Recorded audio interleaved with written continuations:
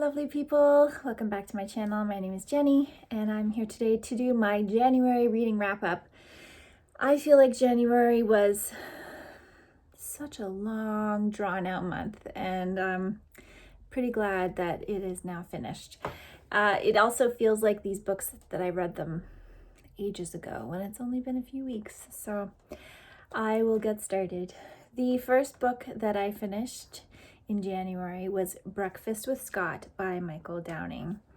This book was recommended by Sean the Book Maniac, and one of the reasons I wanted to read it was because it was a gay experience written by a gay man, and I realized that I haven't really read a lot of own voices when it comes to gay men, and so I wanted to explore it with that book, and I really did enjoy it. It worried me on several levels.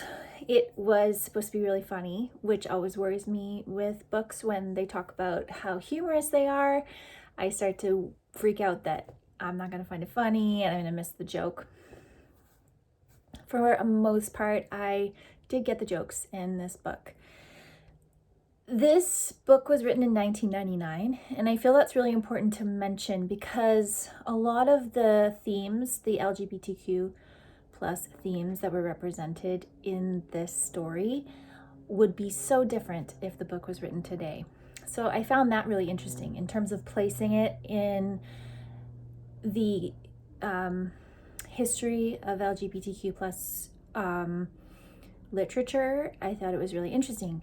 The main plot is that a gay couple find themselves presented with becoming the guardians of a young boy named Scot. There are a lot of issues around how they find themselves to become the guardians that I found were a little bit too lightly described, but ultimately Scot has had a very unconventional upbringing with his mother. And Sam and Ed try to bring a sense of routine into his life, try to bring him a sense of security. And they try to come to terms with whether or not they actually want to be parents, because this was not something that they had planned. This was not something that they had thought was going to be part of their life until this happened with Scot's mother. And Scot himself does some things like wear makeup and dress in women's clothes, and this bending of gender roles seen through the experience of a 1999 world was disquieting for a lot of people in the story. Scot was seen as a deviant, and even within a gay culture, there was one, Sam was considered to be a more masculine gay man, and Ed was considered to be a more effeminate gay man, and he related to Scot more on that level. So it was very interesting. There were a lot of themes in here. I think they would have been handled really differently if they were written about today. And so I think when you're looking at what's going on today in gender identity and non-binary and transgender, to read this book is actually really interesting in the overall history. So I did enjoy it, and I think it had a lot of merit, and it was very moving at certain times as well. When I think the overall theme of this book is about family and what family is, how family becomes a family, and how love kind of overcomes the implications that people put onto it, and how you become a parent when you don't become a parent in perhaps a conventional way. So yeah, really great book. The second book I finished in January was Hot Sun, Cool Shadow by Angela Murrills, savoring the food, history, mystery of the Languedoc area of southern France. I enjoyed this book, and I think it was written though more with as a food memoir. So if you are into food memoir, I would say this book is for you. I am not as into food memoir So there were parts of it that were not as interesting to me. If you are interested in how snails are harvested, in foie gras, in traditional dishes that come from this area of France, then I would say definitely check out this book. It made me, it was exciting because she talked about several places that I visited when I was in France in 2016, and she really brought to life those areas of France and how I miss them. And so, and I think if you enjoy books about France, but you have read more about Provence or Paris or Normandy or Brittany, this is just an area, I think, of France that people don't pay as much attention to, but it's wonderful and in very rich culture, very influenced, of course, by Spain, and because it's closer to Spain, and just a different dialect of French that they also have. So yeah, really interesting book, and there are recipes in here as well. So if you like to cook French food and you like learning more about French food and the history of the places where these dishes come from, definitely check this one out. The third book I finished in January was Mozart Starling by Lyanda, Lynn, Haupt. This is a wonderful biography of Mozart that is interwoven with the story of Lyanda herself raising a starling. And she did this because Mozart purchased a starling from a bird shop, or a shop that happened to have a starling, I guess, and had that starling for several years.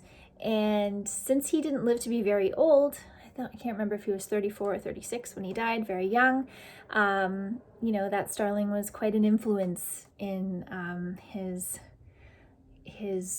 music and in his life. And so the book beautifully talks about Mozart, you know, his family, his wife, his struggles, his music, and then how the starling kind of fell into his life, and how the starling became a part of his family. And she also goes into starlings themselves and how they are really trodden on in terms of their reputation here in North America because they were introduced here. They are not a natural species, so they're invasive, and they've caused a lot of displacement for other birds. So she goes into that, and she goes into Carmen, who is her starling, who lives with her, and talks about them and their traits and the studies that have been done about them. So very interesting. Lyanda, Lynn, Haupt is really good at blending natural history, personal memoir, and biography. You know, she just does a great job at it, so I would highly recommend it if you have any interest in Mozart and in learning about Mozart in a different way. I would say she's probably, her biography, I have not read any other Mozart biographies, but and I probably will not. He's not really a person that is on my fascination list, but I really enjoyed reading this biography of him. It was a great introduction to him as a person and to his life, so I would recommend it.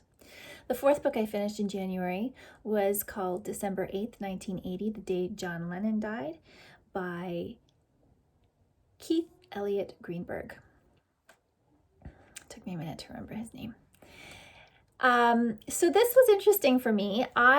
When you look at the description on this book, it says rock history, and I definitely think that that is you know, an accurate description of the genre of the book. But I would actually put this into true crime as well, because it really follows Mark David Chapman, who is the man who murdered John Lennon.